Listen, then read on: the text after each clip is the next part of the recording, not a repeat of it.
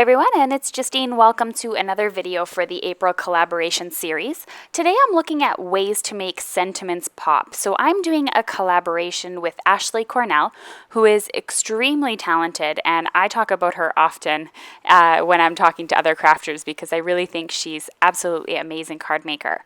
And so you be sure to check her out. I have the link below in the video description because she's going to have other ways to do this. So we were brainstorming for a video and wanted to do a video on how to take your cards to the next level, and I decided to focus on the sentiments part. So let's dive right in with foiling your sentiments. So this is one of my favorite things to do. It is a little bit time consuming when you think you have to turn on your laminator, but when I know I'm going to be foiling when I card make, I turn on my laminator straight away when I start to sit down. I'm inserting a piece of a toner sheet, peel and stick toner sheets, and I'm adding some shattered rainbow foil. I got this in the mail from Thermoweb to try out, and I have since ordered, I'm not even joking, 10 rolls of it because I never want to run out. It is the best thing in the world. And I'm going to run this through my Minc laminating machine. I also wanted to point out that a Royal Sovereign laminator from Amazon for roughly the $20–$30 price range will work as well. I fell in love with the Minc after using it, and so I decided to upgrade since I do a lot of foiling. However, it is absolutely fine to use a regular old laminator that can heat up. So I'm just going to pull this out of the laminator now, and I'm going to open it up and peel off the foil. And this is absolutely stunning. You can see that it just laminated perfectly. I don't have any black spots or anything like that on it. It is all ready to go, and now it's ready to die cut. I always do this before I die cut rather than die cut the toner sheet and then foil it. And the reason why is because when you put it through your die cutting machine, it depresses the areas it's cutting, and then you might not get the most perfect foiling job. I'm going to use this Smile die from Pinkfresh Studios. I saw this die at Creativation and I absolutely loved the examples made with it, so I had to invest in it myself. So I'm just attaching it with some purple tape. Don't do this, by the way. I'm just telling you that because I like to learn from my mistakes and have you not make that. But the foil will come up with the tape, so just stick it in the middle of your card and try and stick it down as best you can. So I'm going to go ahead and remove this, and I'm going to use both of these to create a 2-for-1 card. So I'm going to use the letters to create a card, and I'm going to use this background that I cut the letters up to make a card, because if I'm going to go to this much trouble to laminate, one, I don't want any waste, I don't like wasting my foil, and I can use both pieces, so why not? Remember, this is peel and stick, so it does have adhesive on the back. These toner sheets are usually $1 more than the ones that aren't peel and stick, and I just like to have this option. So the two options are available. You can put that down onto your card panel or card base, however you like, and it's all good to go. So when I decided to go ahead and line up all these letters and they're peel and stick, I wanted to make sure that I was going to line them up straight. Now recently I acquired this Wendy Vecchi Make Art little square. It's about a 12 by 12 inch metallic, so it's magnetic surface, and it's good for ink blending, embossing, all that sort of thing. And it comes with 4 magnets as well as a magnetic ruler. It's a flexible ruler, and so I thought I would use this to help me with my placement of my dies. So I was able to just hold my whole cardstock down with the magnets, and then I'm able to just line up my dies perfectly straight by going ahead and adding them with this ruler. So now I've gone ahead and just peeled off the peel and stick backings, and I was able to add these perfectly onto my card. This sure makes a sentiment pop, if I don't say so myself, using those foil bits. And again, I got a 2-for-1 card out of using this. So the next one I'm going to do is adding texture, and you can do this in several ways. You could do this by using an embossing folder to emboss your sentiment. You can also go ahead and cut out of embossed paper or pre-patterned paper, pre-textured. So I'm going to go ahead and cut some flock. Now make sure you turn your flock upside down when you're cutting, or else this is going to happen. And this is really fun as well, and it is from Thermoweb, and it comes on these sheets. I don't know if you've ever tried to use flock before, but flock used to be an absolute disaster and quite messy. Now it's on these sort of pre-adhered sheets, and they're super easy to use. I'm going to adhere a rainbow pattern here. I'm using most of the colors of the flock. I'm not using black and I'm not using white.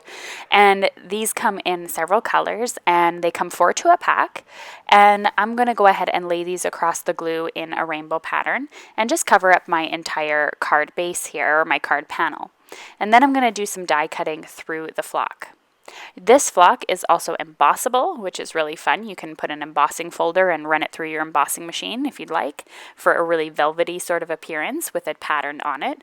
And I just really love that it's fuzzy and it just adds like sort of a sensory part of your card. I think kids would love this, and I think it's just a surprise for the receiver.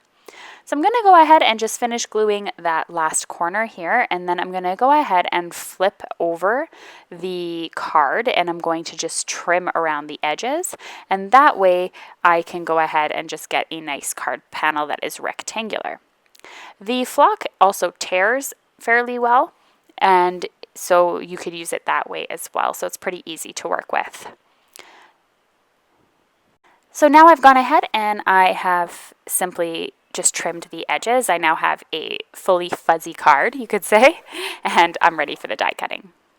This is definitely something you don't want to put repositional tape. I know I said earlier in the video not to put it on the foil. It wasn't the foil when I went back to do the voiceover that I had a problem with putting the purple tape. It was actually the flock. So don't put tape on flock. So I didn't actually bother to redo this card, but I did want to show you that technique of adding them on here. Instead, I went ahead and adhered a couple of these leftover pieces of flock to my cardstock. I used the magnets to keep everything in place. I started with the one in the middle and then worked my way off to the side. Because these were 1/2 inches, it was super easy to line up on the grid lines of the Make Art station here, the surface that I'm working on. I'm also going to be using the same Pinkfresh Studio die, but this time instead of the smile, I cut out hello, which is another one of my favorites. And I'm going to go ahead and just peel those out of the flocked area. It was a little bit thick, but everything popped out very well. So I'm just going ahead and I'm arranging my letters here onto my cardstock. This time I didn't bother having anything to line them up. I just kind of put them in the pattern that I felt like putting them in. And I really like the different colors that came out of this. I think it's a really fun card. And same as before, I got a 2-for-1 card out of the deal. The only difference here is that I didn't put them on a card base just yet. The next technique is ink blending or ombre. You can grab a piece of cardstock, add your own ink blend or an ombre blend, and die cut. So here is footage from a video that I did the other day using the Distress Oxide and stencils. You can see that I used this background to create for that video, but I ended up just only doing panels in that video. I didn't make complete cards, so I thought I would use it to show off today's card because I never waste any sort of my panels that I create. So I used Salty Ocean, Wilted Violet, and Picked Raspberry, and then I simply die cut it and add it to the front of my cardstock. I've then gone ahead and I used Glossy Accents to go ahead and go over top of the sentiment. Now you can see that my sentiment looks quite shiny, and the reason why is I've actually added Glossy Accents on top of it. Glossy Accents is an adhesive that when it dries clear and it dries shiny or glossy, hence the name. Now I accidentally didn't film myself putting the Glossy Accents on top of the sentiment, but that's why it looks shiny, and that's another thing you can do to pop your sentiments. Adding Nuvo drops in similar colors as well will also help accent them. So moving on to the next technique, and that is add a shadow. So what happens a lot of the time when I go ahead and make a card is I want to add a sentiment to my backgrounds, but I find it gets lost in the background. This may be a little bit of an extreme example, adding a white sentiment on top of a white card, but I did want to show you kind of what I meant. So now what you can do is you could buy dies that come with the shadow to take it out, like this one from Birch Press, or there's also the option of die cutting the sentiment twice, and then all you need to do is have one colorful one, or one in black, for example, works really well, and then just glue it on top of the other one just slightly off center, so it looks like a drop shadow, if that makes sense. But I'm going to just simply show what it's like to have a shadow die on the back. Now you can see that that birthday really shines. Birch Press has a variety of dies that are very similar to this, and they are absolutely beautiful. The other thing you can do is I cut out birthday using the same die, this time in color, and what you can also do is triple embossing.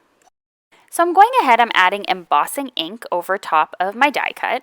I'm then going to go on a piece of clean cardstock. I am going to go ahead and cover that in clear embossing powder.